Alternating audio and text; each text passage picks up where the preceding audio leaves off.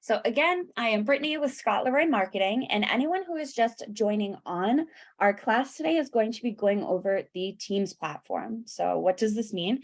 This means as long as you are associated with a team in your office and you are recognized as a team within your office, you will have access to the functions and features that we are covering today.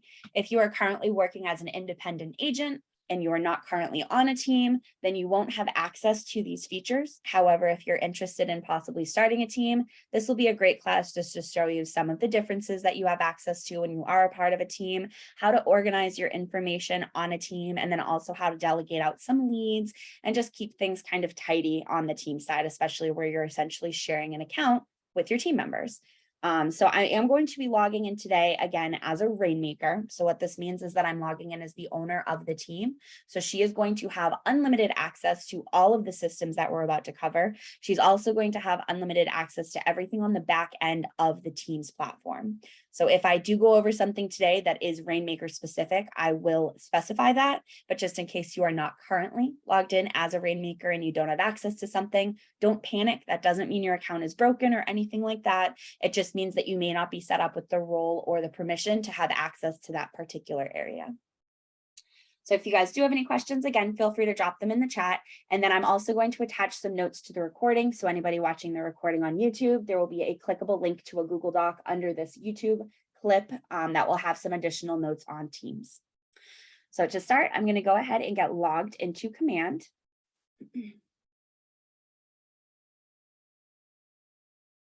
And once we are logged into Command, the first thing I always recommend checking specifically for this class is to see if you're on a team or not. So if we go ahead and click on our names in the top right-hand corner, you'll notice that Lori has another profile that she can actually toggle in between. So she has her personal profile, which is currently set as her default, and then we have her team profile that's kind of piggybacking on her account. Depending on how you have the back end of your team set up, which we'll go over shortly if you're looking to change this, it will automatically log you into whichever your default profile is. Some of you may have your team profile already set up as your default. So when you clicked on your name, you have your personal profile showing here. That's totally fine. But as long as you can toggle between two profiles, this is kind of your thumbs up that you're already a part of a team. If you are brand new, or maybe you just started your team, the team profile does take 72 hours to launch. So again, don't worry if it is taking a minute to actually populate. Generally, what will happen is it does have to go through a 2 overnight feed. So anytime you are being added to a team, removed from a team, it will take that full 72 hours. So if you guys are brand new to a team and it's just not showing up yet, it's likely a timing error. The only person who has access to create a team is going to be your Market Center administrator within your office. But once they have launched that team profile through the team tool, then they will have access to add your team members, which allows them to have this toggleable profile. So the first thing that I want to jump into is going to be our settings, just so we can take a look at some of the items that you have access to as a team. And settings does usually take a second to load, so we'll just give it a second to refresh. Once we are on the back end of our settings for the command platform, the first thing that I want to kind of go over is understanding that when you're in your settings section, it's actually going to change what you have access to depending on which profile you have selected. So currently, I'm on Lori's personal profile. I'm going to go ahead and toggle over to my team profile so we can go over all of the team items. So if you're also currently in your personal profile, we'll just want to make sure that we select that team. All it's going to do is it's going to give us that little ribbon letting us know that we've switched profiles. And you'll now notice that my primary is set up as my team. And now my secondary, or essentially my other account, is now just kind of like lingering in the background. So you guys can toggle back and forth whenever you'd like. Most of your tabs on the left-hand side are also going to allow you to toggle back and forth. There are a couple of tabs that are only going to communicate with your personal profile as of right now. The main one being your consumer tab, your listings tab, your designs tab. They're in the process. We've seen a couple of things that are in the process or in the works. But for these bottom three, these are the big ones that really, they only communicate with your personal profile. So again, don't panic if you try to swap and it's not an option.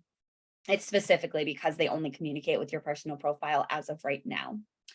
So now that I'm on my team profile, you'll notice that as far as our settings go, it drops us right on our integrations platform. This is going to remain relatively the same, but one of the big things that you'll notice is when you're kind of tinkering through this section, you have access to link up your social media platforms.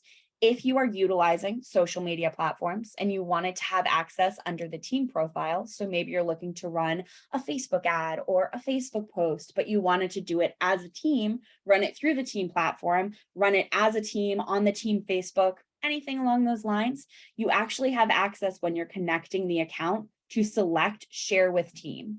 That is now an option. So if you guys are doing that and you have an account connected, Lori doesn't have anything connected here right now, but you do have access to toggle that on. As far as your productivity specifically, these are only going to communicate with your personal profile. So if you guys are looking to utilize any of these options, as of right now, they will only communicate with your personal profile and personal database. For your marketing and automation, same thing. These will actually allow you to share them with your team when you go through the actual connect process. There's a little toggle button. It's essentially a little checkbox that you can click that says share with team, which will just allow you to run on both your personal account and your team account. We're going to go over some of the nitty-gritty updates that you can make on these as well shortly. For your command mail, MailChimp, and Twilio, these can be shared with both profiles. It will essentially automatically pull from your command mail if you are running a smart plan. For your email campaigns, it will automatically pull from either your command mail or your MailChimp account. And then for Twilio, as long as you guys are running any sort of smart plan or mass text messaging, it will allow you to feed it off of your existing Twilio account. I'm also going to go over how you guys can share accounts shortly. So if that's something you guys are interested in, it is an option. Scroll back up to the top, and we're just going to dive into our general settings, because that's where we can see our team management. This is something that only a Rainmaker is going to have access to. So I'm just going to go over it briefly just to show you guys kind of what's available. But if you guys aren't seeing team management, or when you click on it, you get a scary message saying that you don't have access to it, don't panic. It just means you're not set up as the Rainmaker or with unlimited permissions. So you may not be able to see this platform. For the team management section, pretty straightforward. This is where your team's going to show up. This is where you can confirm who is on your team, who is active on your team, who's set up as an administrator. It gives you guys the name, the email address in which their account is associated with, the role that they were added into the team tool as. This is something that can only be updated via the team tool. And then you have your permissions. Permissions are going to essentially allow or block access to certain sections of the team profile. So this means that if you guys are looking to give somebody access to team contacts, or maybe you want them to be able to create team smart plans or email campaigns, whatever it may be, depending on their permissions, will allow them or disable their access for those features. As far as guest accounts, you'll notice that our last account on this team is for Scott Leroy, and you'll notice that his email and his username are set up in here. So it's scott.leroy_guest. Any guest account that you guys create is going to automatically end in _guest. And what a guest account is it means they don't have to be added into Winmore in order to be provided a command login. This is fantastic if you are in the process of bringing on a VA, a marketing assistant, an administrative assistant, anything along those lines that maybe they're coming on either temporarily, or you're hiring somebody who is going to be kind of in and out, helping you and other teams, anything along those lines. It allows them to have kind of a condensed version of command. So by adding them as a guest, they're going to be piggybacking off of the Rainmaker's account. They'll have general access to the team. You can still control their permissions. You'll notice we still have access to standard, enhanced, and unlimited. So you would control what their permissions are set up as. And then as far as giving them access to the account, they'll be able to log in with their own username and password.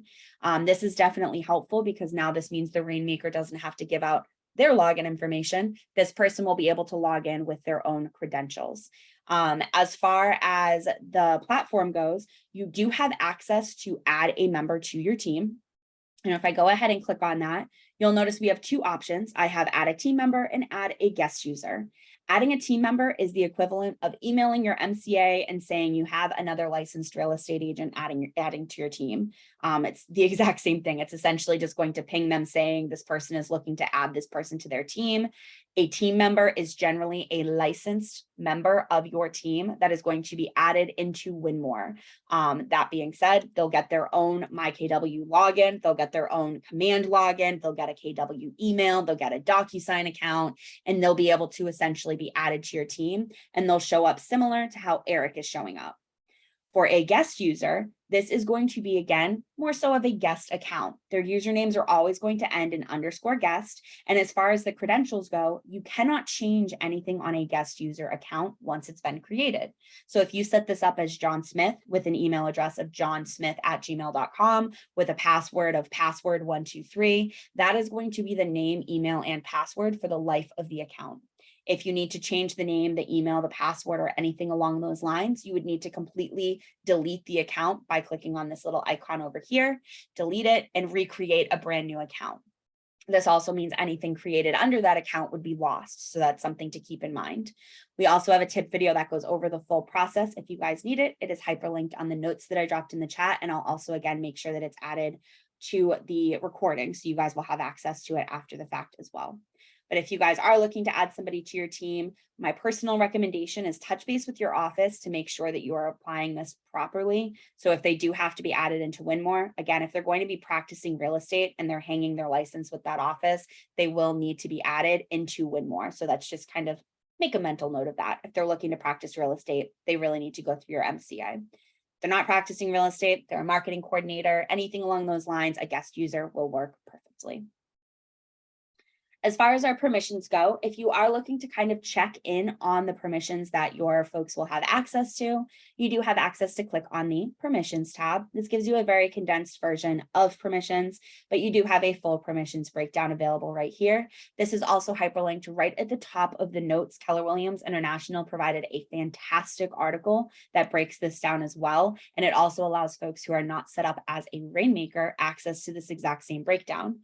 The one thing I do want to point out, because I think this is very important, you'll notice that standard has little to no access to pretty much anything. So if you are planning on running all of your business, all of your marketing, and you're having agents on your team run their contacts through the team profile, you may want to consider bumping them up to enhanced. Standard users, if they go to import their contacts, lose ownership. It actually gives their contacts over to the rainmaker as of this time. If they are moving contacts from their profile over to the team, we've also seen that happen.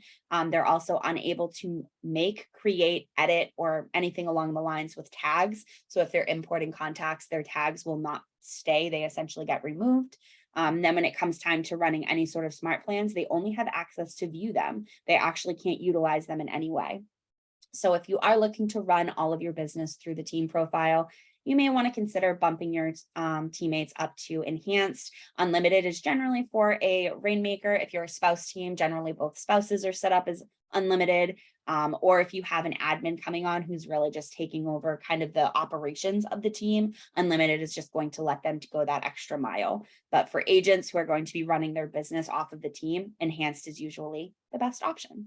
If you guys have questions on that, or if anything comes up, you guys bump into it, you're getting stuck anywhere, just let us know. We're happy to take a look at your account as well, just to kind of make sure that everything is cohesive and set up properly on the back end.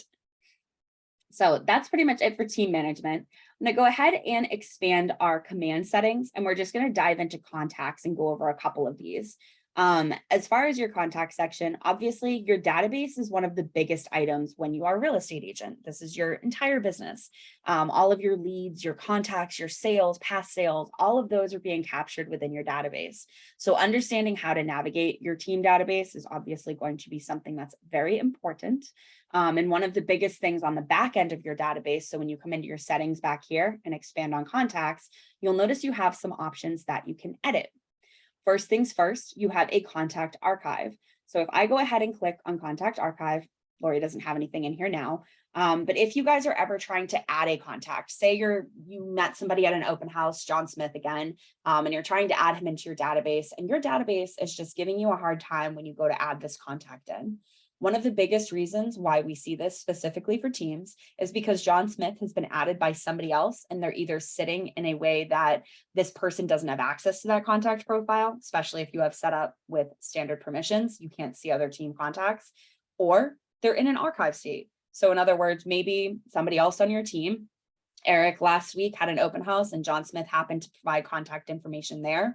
Eric added them and then archived them, whatever it may be. It actually won't allow somebody else to add that contact into the team profile until the team archive has been deleted for everybody else on that team. So it actually sees duplicates for your team members if they're sitting in the archive status. However, only the person who owns that contact, or essentially whose login it was created under, will have access to that archive.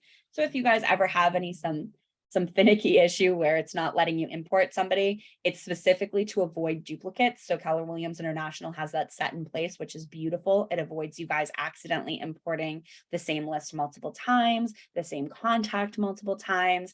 The only downside is that if you do happen to have somebody sitting in archive, it's also going to view that as a duplicate. You'll also notice that your archive section will change based on which profile you're on. Lori happens to have both of them blank, so that's a terrible example. But if you do have anybody in your archive section and you swap profiles, you'll notice that it will change based on the profile you're currently in.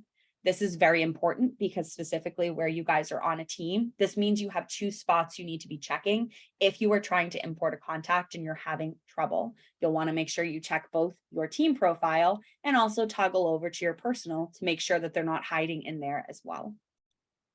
You do have access to wipe your database. This is fantastic when it comes to those archived contacts. Maybe you imported a list and you did it on accident. You imported them into the wrong team. You imported them into the wrong profile, whatever it may be. No worries. Those can be updated in bulk just by bulk archiving those contacts. Then you can come back here and delete all of your archived contacts in one click.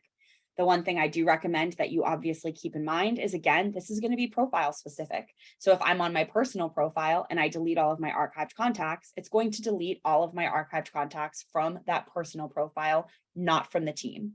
So one of the big buttons that I always archive all contacts, please, please, please, before ever clicking this button, make sure that you are mass exporting a copy of your database. Even if you want all of those contacts gone, it's a debacle. You accidentally imported duplicates way back in the day before that was implemented. You did a sync and you have contacts that you didn't want. Whatever the reason is that you are mass deleting your database, please just make sure that you export a copy first. It's better to have a copy and not need it than to need a copy and not have it. So just make sure that you are mass exporting a copy before you click this button right here. And again, both of these will be profile specific. Scrolling down a bit more, these three items, our contact tags, our lead sources, and our custom fields, are going to be the exact same as they are in your personal database, which is fantastic. There's actually no differences. The one thing that you do want to keep in mind is for these three sections, the big thing is that they're going to differ from your personal profile. So in other words, though the process is the same, if I click on my contact tags and I toggle between my two profiles, you'll notice that my tags change. So my personal database actually has its own library of tags versus my team database, which makes things a little bit more organized because obviously you may have some different tags that you're looking to use for the team versus the ones that you might be using on a personal level. However, again, it's something to keep in mind when it comes time to moving contacts or maybe recreating your database under your team profile. You will want to make sure that you are also recreating those tags. As far as tags go, when you guys are creating them, the process is thankfully the same. So you guys have access to create the tag. You also have access to select a color scheme. If you are looking to only change the color on a tag, you can do this on existing tags as long as they are created by you. System tags, you are unable to change the color scheme, but any tag that is created by yourself, you can go ahead and just select a color and save it, and it will update for you in real time. So you guys do have access to kind of organize those a little bit cleaner. One thing, and this is just a personal recommendation, I want to make sure you guys know that it is a personal recommendation.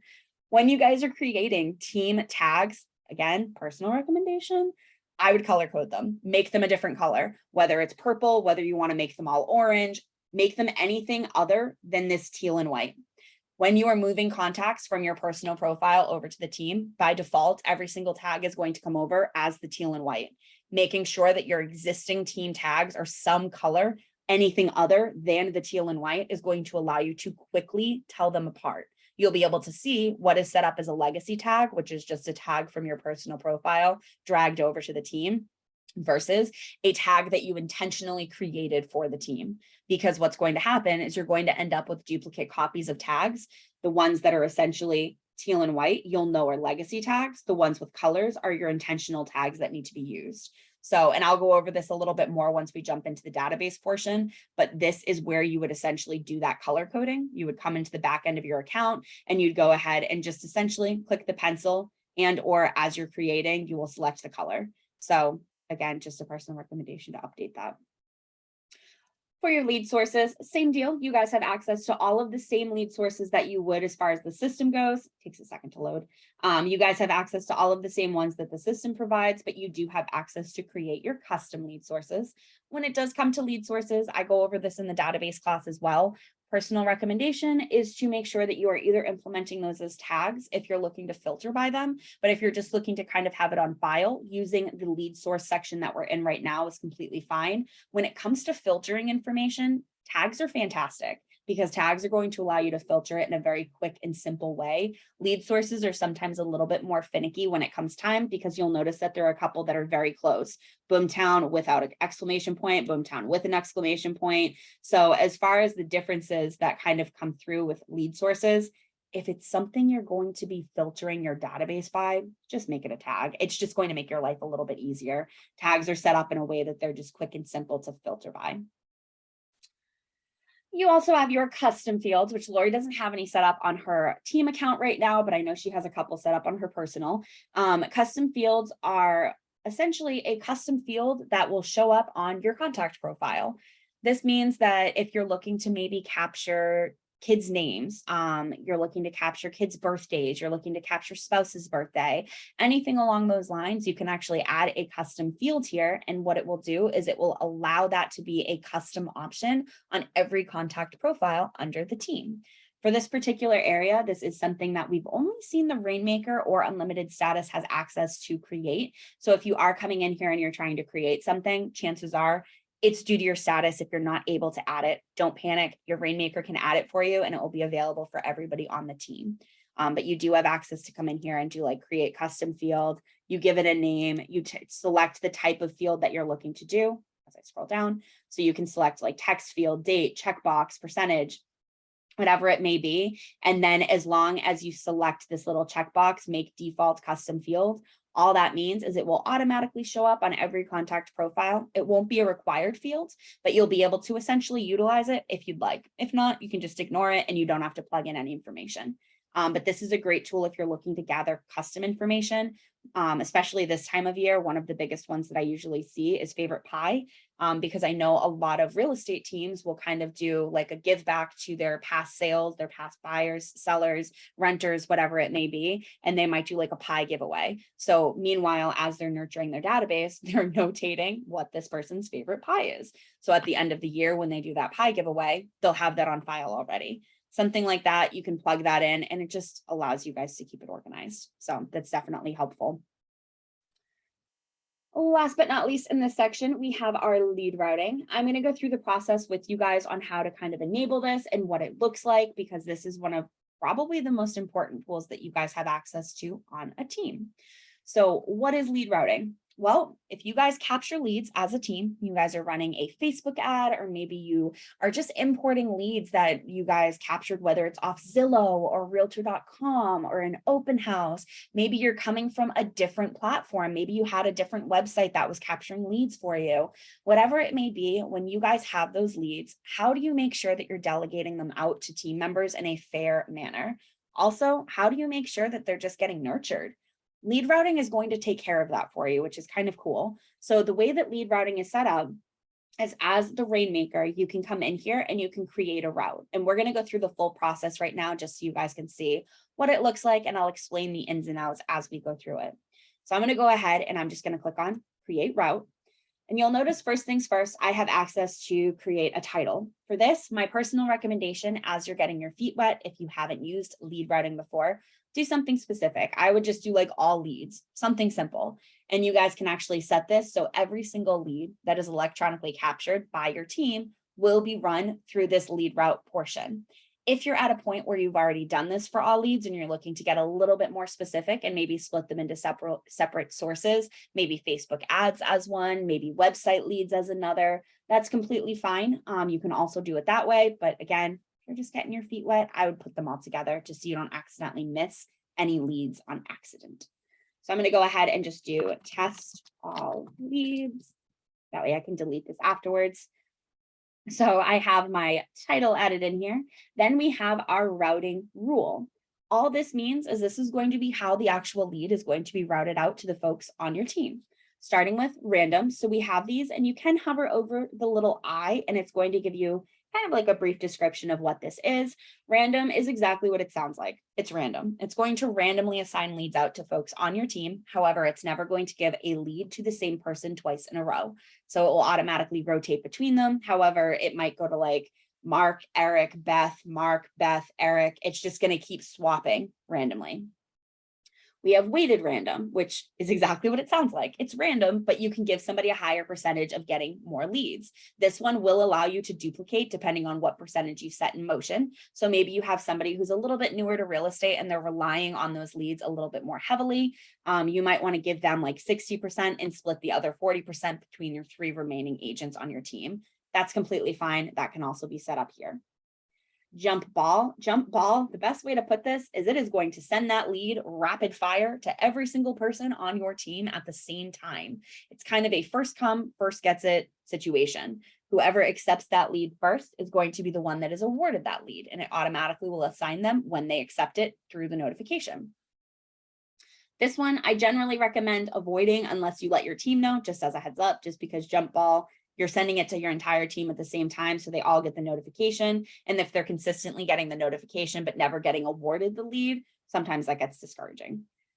You also have round robin. Round robin is going to essentially allow you to select your agents that you want this route to obviously be involved with. So maybe there are certain people that you don't want to be sending leads to, especially if you have like an admin on the team. Chances are you're not going to be assigning leads over to them.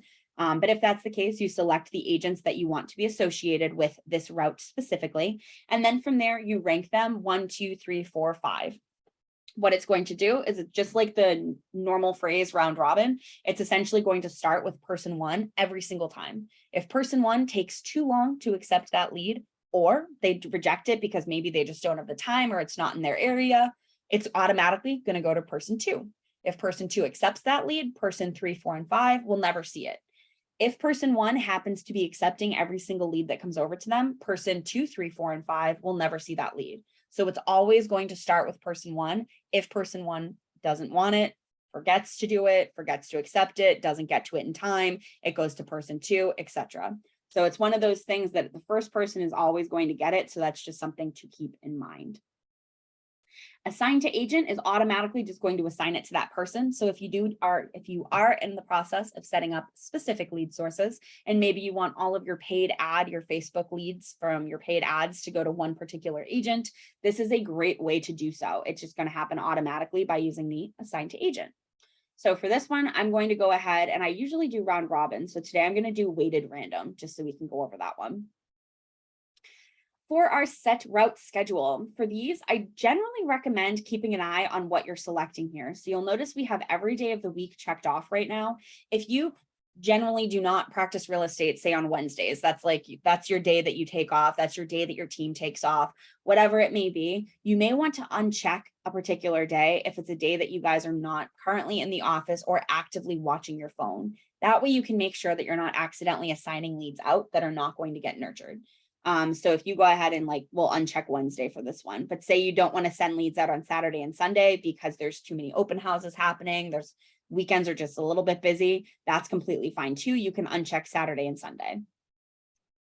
For set times, I do recommend doing a custom time. All times, what this means is if you're running a Facebook ad and somebody decides to send their submission through at 3 o'clock in the morning, your lead route is going to start at 3 o'clock in the morning. chances are your real estate agent is not going to see this, especially not with a 3-minute deadline. So I usually recommend making it some sort of business hours. Generally with real estate, it's probably more accurate to do like an 8 to 8. Also keep in mind, this is going to run off of Central Time. So if you guys are in a different time zone, take that into consideration. But this will pull based on Central Time Zone. So I just have 8 to 8 set up now.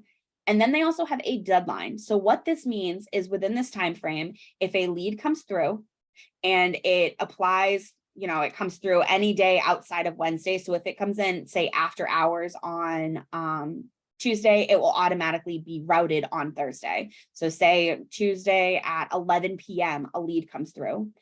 It's going to automatically on Thursday at 8 a.m. Central Time be routed out based on how we have this route set up. So it will kind of keep it on ice until it actually has to be sent out automatically. It will skip that for you. The beauty of this is it means if those leads are coming in at obscene hours, you don't have to worry about your team having to watch their phone or their command platform. They'll still get their lead. It will still go out to them in a fair manner. For their claim time, I personally recommend not doing minutes. I feel like doing 1 hour is more practical. With the way that the routing system works currently, it usually takes a couple of minutes for the system to kick into gear. And then on top of that, by the time they get the notification, or if they're happen to not be on their command, or they happen to not have the command app open, they may not see it immediately. Giving them an hour gives them an hour to really just see the notification, accept that lead. So I generally recommend doing 1 hour. I've also seen some teams do 24 hours. That's also completely fine. But 3 minutes is just such a small period of time. It usually takes anywhere from 7 to 10 minutes for the lead to even be recognized in the system. So an hour just gives them a fair shot to kind of get that lead and get it assigned to them. So now I'm going to go ahead and click next. From here, this is where you can either manually start selecting your sources. You'll notice that I can type in like Facebook ad lead, Facebook pages. There used to be, I don't know if there's still a website. There's still website marketing. So you guys can either select the lead source here. If you guys are starting to get your feet wet, this isn't something you've used before. This is the magical select all button. I highly recommend just checking that off if you toggle that on. What it's going to do is it means any lead that is electronically captured by your team, it's automatically going to be routed through this route. This is going to allow you to start pulling some data to see where your lead sources are coming from, because you can also bulk select these leads. You can take a look at them. You can say, okay, last month we got 30 leads from Facebook ads. We got 12 from websites. We got X amount from XYZ. It allows you to kind of figure out what's coming in without kind of splitting them already. That way, again, you can make sure that these are being delegated out in a fair manner. So I have my select all selected, and I'll go ahead and do next. And now I can go ahead and select my agents that I'm looking to essentially have associated with my lead route. Scott is set up as an admin, but I'm going to use him in here because otherwise I only have 2 people. But generally, you wouldn't really delegate leads out to an admin unless, of course, they're setting them up on marketing. But keep in mind, they will be the assignee. So when it comes time to run additional marketing, it would be on them to make sure that these people are being added to smart plans, added to email campaigns, because generally the assignee is going to be the one responsible for that nurturing and that kind of agent client marketing. So once I've selected the agents I want associated with this route, you have access to just kind of select which one's which. So maybe Eric, I want to make sure he has more. Lori will do average, and Scott, we would do less. You can duplicate people up. So if I wanted these 2 to have more and Scott to have less, that's also completely fine. But you would essentially just pick which one applies to these particular people. And then again, it's weighted random. So by having it set up this way, it just means Eric is probably, for every 5 leads that come through, he'll probably get 2 of them, and Lori and Scott would get more so 1 to 2 of them. It's just kind of, again, it's random. It's not going to be exact specifics, but this just allows you to kind of control where the leads are going and how they're being delegated out. Once you're done, you'll go ahead and click on save, and then it automatically enables it. If you guys are noticed that leads are kind of just, they're getting assigned out automatically and you're unsure how that's happening, have your Rainmaker check the back end of their account. Chances are they have a lead route that's active. If I go ahead and pause these, and I can do it to both of them, it doesn't delete them. All it does is it throws them under the pause section. You'll notice we have a ton under here. You do have access to make edits to any of these. You can also duplicate them and archive them. But say you come in here and you're like, you know what? I actually want to use jump ball. I actually want to remove Scott. I actually want to update this so it's only Facebook ads. Whatever it may be, you can go into edit and it will bring you through the exact same process we just went through. So you'll still have access to that. So that's pretty much it under contacts. The next section I just want to go over quickly is campaigns and smart plans, and then we're going to jump into the actual database. So for campaigns, this is essentially just another spot where you guys can link up all of your social media for teams. The exact same thing as what we went under our applications earlier. This is just a little bit more organized. So you'll notice first things first, it gives you access to select which landing page and marketing profile is going to be used as the default for team campaigns. What this means is if you guys haven't sent out an email campaign yet, or you haven't utilized the email design template, what it does is it actually pulls all of your information from your marketing profile to kind of create this beautiful footer, which kind of acts like an email signature on all of your emails. So if you guys are sending email campaigns out more so as a team rather than independent agents, which is also an option, so don't panic. But if you guys are looking to send it out more as a team, generally the Rainmaker is going to be the default information. When it comes time for your paid ads, you have access to not only connect an account, but once you have connected an account, it allows you to select the default. So maybe your Rainmaker has multiple Facebook pages added. Maybe you guys have multiple Facebook team pages or personal pages, whatever it may be. This allows you guys to, again, just select the default that will be used most of the time. Doesn't mean you're locked in. It means you can still change them at any point in time, especially when you're creating the ad. It just kind of lets you know that when you go to create the ad originally, it will automatically select that profile for you. You guys also have access to the same thing for Twitter and Google ads, and then as well as your social posts. So when it comes time for social posts, this is just going to allow you to post directly from command to these systems. Notice Instagram was added. This is brand new. We just did a tip video the other day. But if you guys are looking to post directly from the command system to any one of these social media platforms, again, you guys can connect, set it as a default, and it just takes some of the kind of setup that you'll need to do when you go to run the post off of your hands. It happens automatically. Again, none of this is set in stone. You can change it at any point in time, even at the time of you actually running the post and or ad. So don't panic if you guys select a default, you're not set with that. Command Mail and MailChimp, you guys can select the default account for Command Mail. You can also select it for MailChimp. Keep in mind, the section that we're on right now is specific to campaigns. Smart Plans has its own. As of right now, email campaigns can still piggyback off of MailChimp, but as default, if MailChimp is not connected, it will use your Command Mail. You'll notice that Lori is also selected as the default. Generally, only Rainmakers are going to be able to be selected here. So if you don't notice your name populating, that's completely fine. It just means you may not be set up as a Rainmaker. This is something that your MCA or Market Center staff can update in the team tool if that was done incorrectly, or maybe your spouse team, you both want to be Rainmakers, that's totally fine. Your Market Center staff will be able to swap that for you. MailChimp, as long as it's connected, it will also give you an option to utilize that when you're sending out any sort of campaign. So that's just something to keep in mind. I would recommend coming in here just to see how it's set up currently. Make sure that it makes sense. Make sure that if you guys maybe do have multiple Rainmakers, the correct Rainmaker is selected, because again, this is going to help you guys brand everything. It's also going to use their Command Mail allowance. For Smart Plans, same thing applies. So you guys will notice here that it has tasks, email, SMS, and MMS. If you guys have not yet started diving into the Smart Plan section, don't panic. You guys have plenty of time to kind of poke around and see how those are set up. But with Smart Plans, think of them as drip campaigns. They're essentially going to allow you guys to organize your marketing with your clients in a very streamlined fashion. It allows you guys to not only set tasks for yourself, but it also allows you to set them as the Rainmaker. For Lori, she has her set up, so every task that's created through a Smart Plan is automatically going to be assigned to her. If you select Contact Assignee, all that means is if Eric decides to add his contacts on a Smart Plan and there is a task involved, it will automatically notify him of the task rather than Lori. Same thing with email.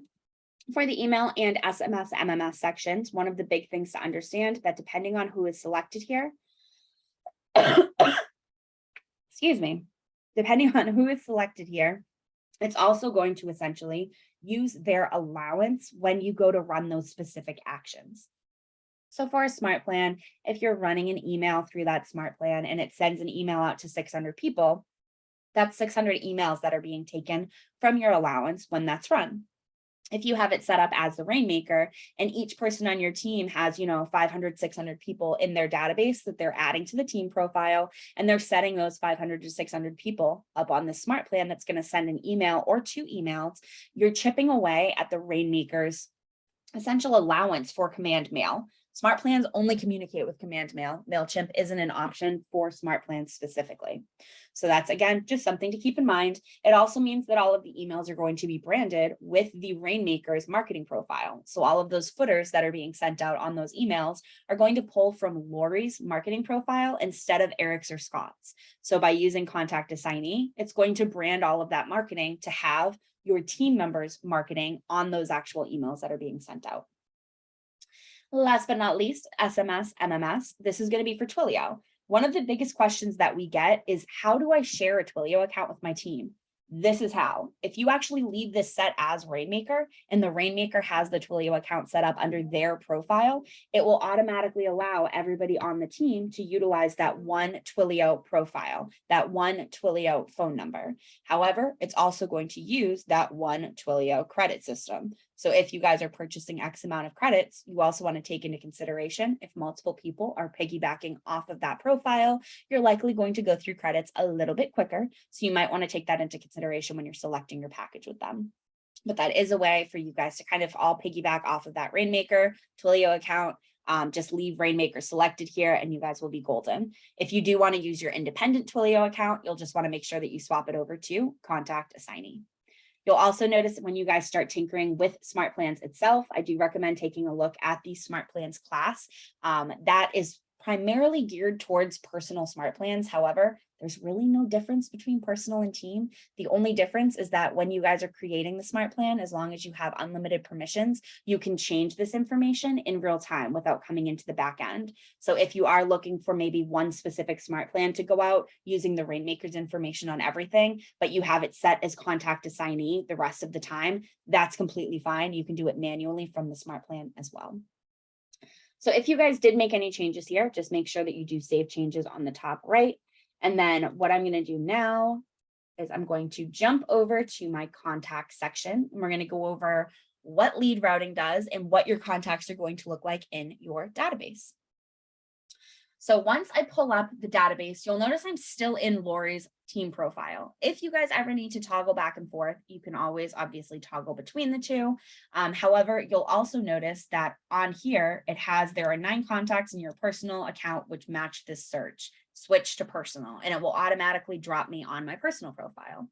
What this is seeing currently, just so you guys understand, I do have a filter set up. Lori has some personal contacts in here. We want to make sure that when I'm going through stuff with you guys, I'm not interfering with her contacts. So I have a bunch of tags added for the contacts that we've added into the account.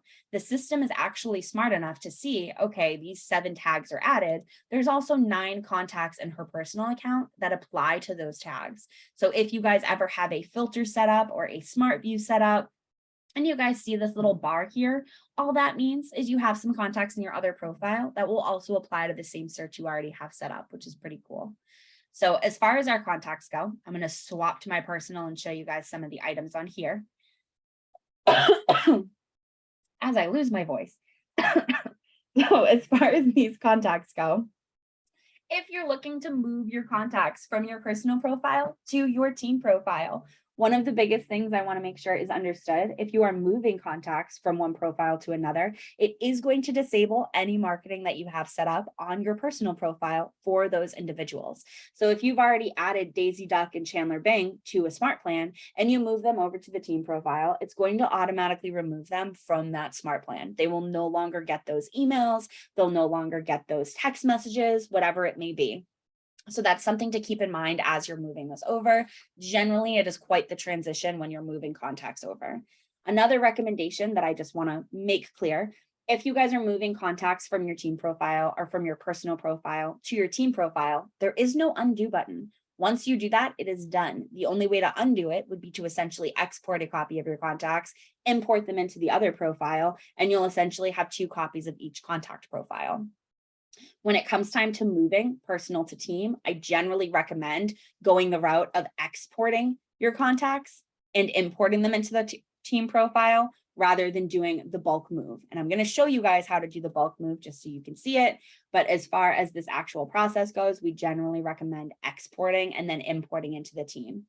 So if you guys are looking to bulk move your contacts, you can select your little checkbox on the top left-hand corner. You can select up to 500 contacts at a time. And then once you've done that, or better yet, once you even select one contact, you'll notice that your bulk action shows up. This bulk action is exactly that. These are all actions that you can perform in bulk for the contact or contacts that you have selected. You'll notice first things first, you can go ahead and add tags, which is pretty helpful. You can also go ahead and you can change account. And then you also have access to remove tags. These are probably the 3 biggest items that you'll use when you're moving contacts over. When you click on change account, it's going to allow you to select the account you want the contact to go over to, and then you'll click change. What it's going to do is it's going to take this exact contact profile and it's going to move it over to the team profile. That being said, it's also going to kind of remove the pretty tags that I have on file. So when I move and do change account, and I'll refresh this really quick. It will remove that contact profile from the account that's showing up. If I toggle back over, you'll actually see now it went from 3 to 4, which is perfect. If I toggle back over to my team account, you'll notice that my contact is right here, but where are my tags? My tags are now showing up as legacy tags, and notice that they are no longer colorful. Originally, they were the same orange and green. Now, because I brought them from my personal profile to my team profile, they're now the teal and white. So this brings us back to the comment that I made earlier where when we were in the tag section, making your tags color-coded is going to allow you to tell them apart. Legacy tags are always going to show up as this color. Legacy tags, best way to explain those and describe those, they are temporary tags that are being brought over from your personal profile to your team profile. They will not work for filtering email campaigns and or smart plans. So you do want to make sure that as you're moving contacts over, you are going ahead and you are mass tagging your clients with your actual team color-coded tags. Because when it comes time to create an email campaign, you're creating an email list, you're searching your contacts and trying to bulk add them onto smart plans, your legacy tags are not going to have the same filter options that your actual team tags will have. So that's just something to keep in mind. We do also have a tip video that goes over the process just in case, but in order to avoid this entire situation, if you export a copy of your personal contacts and just import them into the team using the import tool, your tags will actually remain intact. So you won't have to worry about manually swapping anything. So if that fits for you guys a little bit more, that's definitely an option as well. In regards to contacts that are in your team, you do have access to also a couple of additional bulk features. So I'm going to go ahead and bulk select my contacts, and then I'm going to go ahead and just kind of go through the ones that are specific to teams. So obviously add tags, you have that on both profiles. You also have access to add to email list and smart plan, archive, and then you have access to assign. Assign is pretty cool because this is going to allow you to, again, bulk assign these to anybody on your team who may need access to those contact profiles. When you assign a contact profile over to someone, it doesn't change the ownership, but it does essentially make them the assigned agent. We just went over the campaign section and the smart plan section, and keep in mind that if they are assigned to that contact profile and you have contact assignee set up as all of the marketing options, if Scott is set up as the assignee for these contacts, when he goes ahead and adds them to smart plans, it's automatically going to brand all of those to have his information on them. So when you're using the assign option, this is primarily going to be the agent that is working with them. You can also only assign a contact to one person. You can't assign it to multiple. You can add collaborators, which I'll go over in a second and show you guys how to do that, but it does have to be done manually from within the contact profile itself. Collaborator is more so going to be administrative. If you guys have a transaction coordinator and they happen to need access to that particular contact profile, that's completely fine. But if you're looking to physically assign something, this is primarily going to be the agent working with that contact. You have export. You can only export contacts that you own from a team profile. So this means if you are using contacts that were owned by the team and you're just being assigned to them, if you were to ever leave the team, those contacts would remain with that team because you do not own them. If you import, say, your cell phone contacts, you'd importing them, chances are when you go to physically do that import, it's going to give you the option to select who owns those contacts. If you don't have access to select it, we generally recommend holding off and touching base with your rainmaker. Sometimes the group will be locked in here. That means you're set up with standard permissions. So if you guys are selecting yourself, it automatically locks yourself in as the assignee. If I continue and import a list, what that means is when it comes time, if I decide to leave the team, move the team, or just need to gut my contacts, maybe I imported the wrong list, you'll have full access to not only export a copy, but you'll also have access to archive a copy. When it comes time to exporting mailing labels as PDF and or as an Excel file, these are going to be the exact same as your personal. Thankfully, it's the exact same process. You also have access to bulk mark as lead, bulk remove as tags, send text message, and then we have unmark as lead. So as far as send to lead pool and lead routing, this is pretty cool. You guys have access to now bulk select your contacts and send them through to lead routing. What this means is maybe you did an open house over the weekend and you got 100 contacts and you want to make sure that they're being delegated out to your team in a fair way without physically sitting here and saying, okay, one for Mark, one for Eric, one for Barbara, one for Mark, one for Eric, one for Barbara. It's going to make your life a little bit easier if you just funnel them through your lead routing. If you guys have one lead route set up that is capturing all of your lead sources, it will automatically grab those. Or if you mass imported a list, say from over the weekend, and you made them a specific lead source, you can even import them, say with Zillow lead or open house lead, whatever it may be, then go ahead and run a specific lead routing set up for contacts that have that lead or have that lead source. Then you can go ahead and run them through here so it will only interfere with those contacts. Whatever you guys like, you can make it as specific or as general as you want, which is great. That's one of my favorite parts about lead routing. You can kind of get into the nitty gritty and make it more specific, or you can just kind of let all of the things get grouped together and delegated out accordingly. For send to lead pool is kind of like the dumping ground for leads that don't get captured or don't get assigned out. They get captured, but they weren't assigned out through the lead route. If you guys want to send somebody to a lead pool, what that generally means is they're up for grabs to be assigned out. For the lead pool portion, if you guys have never clicked on this, I do recommend clicking it now. As long as you guys are on your team profile, you'll notice that you have a toggleable lead switch. So if I click on that, you'll see that I have a lead sitting in here. It shows up just like a normal contact profile. And if I scroll all the way over to the right, generally, these folks are not going to be assigned out. All this means is that they're not assigned to anybody. They still need a home, nicely put. So for this particular contact, we could go ahead and we could assign it to somebody on our team, or you can even go ahead and send it to lead routing. You can also do this in bulk, again, by selecting our little checkbox, scrolling down, and sending it to lead routing. If you guys have not looked at your lead pool section, if you didn't know that this existed until today, please make sure that you go into the team profile and toggle on lead pool, because you may have leads that might have been sitting in there for a little while that may need to be routed out. So I definitely recommend taking a look. But once you guys have done that, you will have access to essentially route these out to your lead routing, which will automatically assign them or essentially give your agents on your team access to kind of claim those leads. So this is a great way just to make sure that you're staying up to date and kind of keeping a tab on your database itself. That's pretty much it for the contact section. I just want to make sure I toggle this off really quick. As far as the contact section goes, that pretty much covers everything. If you guys are looking to kind of manually assign leads out, or you're looking to export contacts and you're having trouble, anything along those lines, you can always let us know and we can always take a look. You also have access to mass pause lead assignment. My personal recommendation, even if you click this, is to go into the lead routing section automatically and kind of toggle those off, because sometimes this doesn't grab all of them. So if you are looking to kind of pause your lead routing, just manually go into the back end and pause those just in case. The last but not least, I just want to jump into opportunities and show you guys something really quickly. I always go over on this class, so I'm sorry. But as far as exporting contacts, only because I was very adamant that you guys should be doing that prior. If you are exporting contacts, you'll notice that when you guys are on a team, you do have 2 options versus on a personal profile, you only have 1. So for this one, you do have access to export all team contacts if you have unlimited permissions or you're the rainmaker. And then for export all owned contacts, this will generally be the default one. This will allow you to export any contact that is owned by you. If you export all team contacts, it's going to export all of the ones owned by the team as well.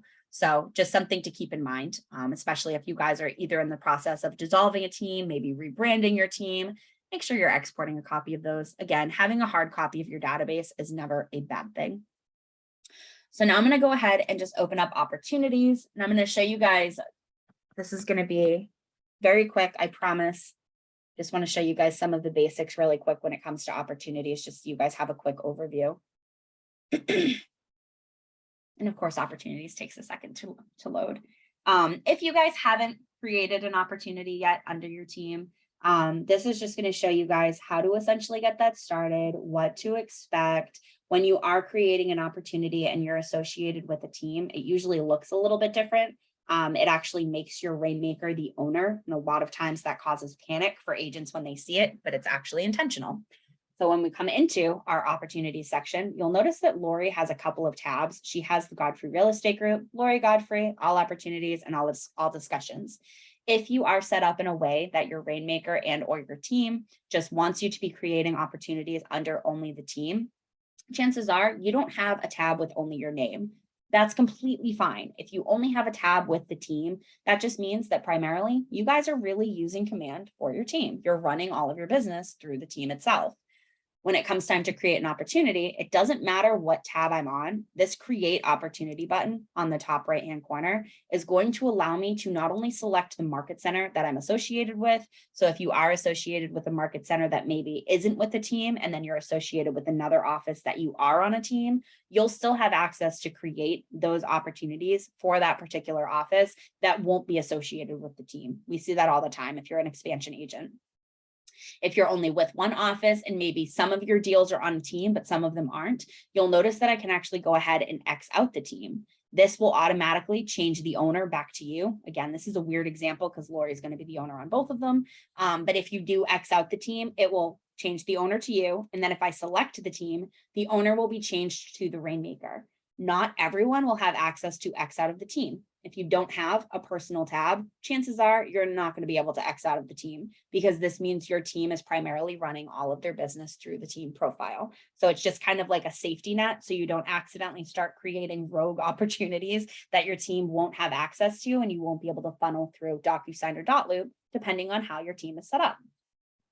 So once you've gone ahead and updated this and you make sure that you have all of your information selected, when you go to select a contact and you select a client from the drop-down list, you can only select clients from the list that is associated with the team if the team is selected.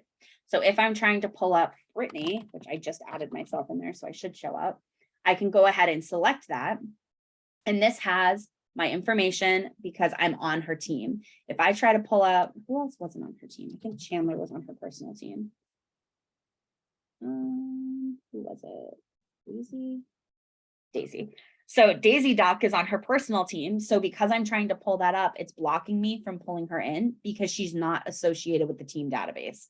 So that's just something to also keep in mind when you guys are creating an opportunity. Whoever you are creating the opportunity for, if you're doing it under the team, that contact profile also needs to be under the team. So I'm going to go ahead and do myself since I'm in there. And then for the rest of the information, opportunity name, this is all going to remain the same. You guys can tweak this however you'd like. Commission rate, I'll put in 5. And then for our assignees all the way down at the bottom, I can automatically add another assignee to this opportunity if they're going to need access to this transaction. Across the board, the only person who is going to have access to opportunities under the team is going to be the rainmaker, unless you are added as an assignee. So if you are looking to give, say, a transaction coordinator, an administrative assistant, a marketing coordinator, access to these particular transactions, they will need to be added manually by clicking on the drop-down list and just checking them off. I can add both Scott and Eric to a transaction. And it's essentially just going to mean when Eric logs into his personal command and he clicks on his opportunities, this opportunity is going to show up on his pipeline. If I don't add Eric and I X him out right here, what this means is when I tell Eric I created an opportunity for Brittany Duvall, is he able to access it? When he goes into his command and clicks on his opportunities, this is going to be nowhere to be found. He's not going to have any access to this. He's not going to see it under all opportunities. It's not going to be on his pipeline. It literally hides it from him because he isn't added as an assignee. A Rainmaker, however, will be able to log into their opportunities, whether or not they are added as an assignee, and they will have full access to all of the opportunities. That is because they are set up as the owner.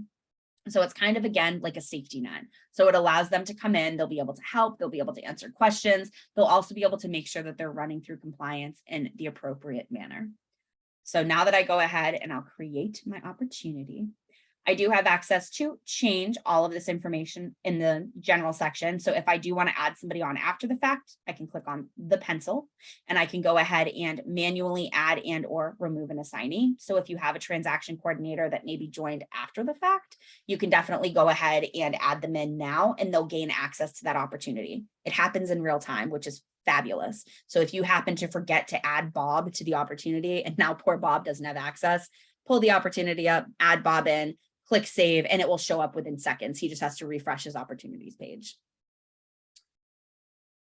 So for co-listing agent, that's a little bit different. There is no way to physically do that on the opportunity itself. That would just be done through the referral section for commissions and offers towards the end. So you would still process it just like a co-listing. But as far as like the opportunity goes itself, the owner will always be the Rainmaker. And as long as you're added as an assignee, what that means is you'll have access to the opportunity. If you're talking about the actual fees, when it comes time for like checks and commissions, that would be done through the offers and commissions. But we recommend confirming with your office only because each Keller Williams office seems to kind of have their own process for how that's done.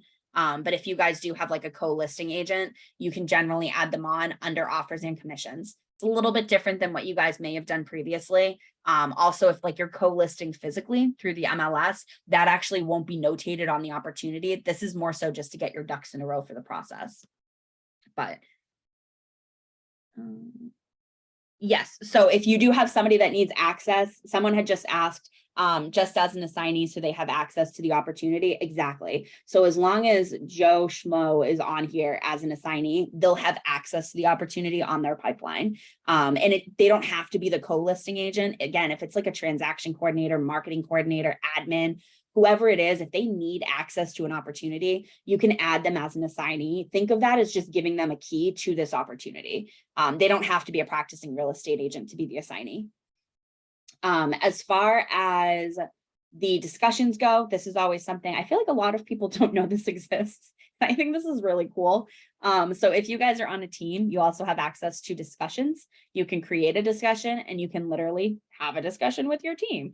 So this actually allows you to come in here and literally do like if I can type at Scott, struggling. There we go. If I type in, oh my God. If I type in his name and tag him in here, what it's going to allow me to do is say like at Scott, like test. I can send this over and it's essentially going to ping Scott and show up on his little bell icon on his guest account. So it's a great way for you guys to, again, just kind of communicate on the opportunity. People can like it. You can, pin it, you can reply, you can leave a note here. You can also use this just for yourself. If you're an independent agent or you're just looking to leave yourself a note, you can even just come in here and be like, spoke to John Smith last week, need to resend documents, mental reminder, whatever it may be. But you guys have access to utilize that. You also have access to checklists, which we do have a tip video that goes over not only how to set this up, but how to utilize it. But if you guys haven't yet set up checklists, I'm going to go over that with you on how to make edits to them. Essentially, a checklist is exactly what it sounds like. It allows you guys to set up specific actions that need to be taken care of, depending on the stage and the status of the actual opportunity. It's really cool. So I'm going to go ahead and just refresh back to opportunities. And in order to see your actual checklists, you just need to pull up the specific area. So you would just click on the bubble. Once I'm in this section, you'll notice I have an edit stages. If I click on that, It's going to pull up all of the stages for that particular area, watch, nurture, and hot. And then I have access to create checklist items. You have access to add stages. You can remove stages. You can change the order of your stages. It gives you full access to kind of organize how your opportunity pipeline is set up. And I feel like a lot of folks don't realize this is an option. You can kind of make the opportunity pipeline work for you. So if you guys have a specific thing, maybe you chat with a photographer before, every listing appointment, you can literally come into your opportunities, come into like appointment status, and come in here and do like scheduling, scheduled, kept photographer. So you can kind of move them along the pipeline based on what you guys are doing with that opportunity. Yes, opportunities are meant to be transactions, but there's also a cultivate section where this is for clients that, you're just getting started with. You might be creating opportunities for clients that you have that real estate conversation with, and then you can literally drag them along the pipeline so it moves them across the process. So once you kind of say drag them into active, I can drop them into active if it wants to let me. There we go. And then if I pull up on active, here's my listing. So you can literally move them along that pipeline as you're going through the process with that particular client. That being said, your edit stages is going to allow you to keep all of your things organized. So for this one, it looks like she has one set up for her staging section. So if I go back here under staging, I'll pull up my test opportunity. And then if I click on the actual checklist, this is where it is. So as you guys kind of add these in, it is specific to the stage. It is specific to the status. So depending on if it's active, if it's in the sales pipeline, if it's set up under staging, if it's set up under hot or cultivate, however you set that up, it lets you get very specific with these tasks. You may not have tasks for every stage, and that's totally fine. But if you do, this is going to allow you to manually add those in. For this, all I have to do is assign it to whoever I want to actually handle this task. I give it to Scott. In order for it to lock in and save, I'm going to need to select a due date. If I don't select a due date, the second I close out of this, Scott's going to be dropped off of this task. So that's just something to keep in mind. So now that I've done that, I can go ahead and close it. That's going to remain assigned to him, and he's actually going to get an alert and a task notified to him, which is pretty cool. So that's just something to just kind of keep in mind when you guys are working on opportunities as a team. It allows you guys to make sure that everything's getting done, that there aren't too many hands in the cookie jar, that things are getting done in a timely manner, but it just allows you guys to keep everything organized. That is pretty much it for the Teams platform. We do have some tip videos that go over some of the marketing side as well. So I'll make sure that those are shared with you guys. If you do come across anything and you have any questions at all, feel free to let us know. If you are interested in doing smart plans, any sort of campaigns, or even website items, the items are the exact same as they are in your personal platform. So those are things that we can also provide our regular class videos for you. And the process is the exact same. The only difference is that you guys can obviously add like a team name versus just adding John Smith. You could put like the Smith team as the name, but the overall process of setting up, editing, navigating, adding contacts to email campaigns and smart plans, exact same process. So if you guys do need additional information on those, we do have classes and tip videos available. But if you guys have questions, just let us know. And I hope that you guys have a great rest of your day.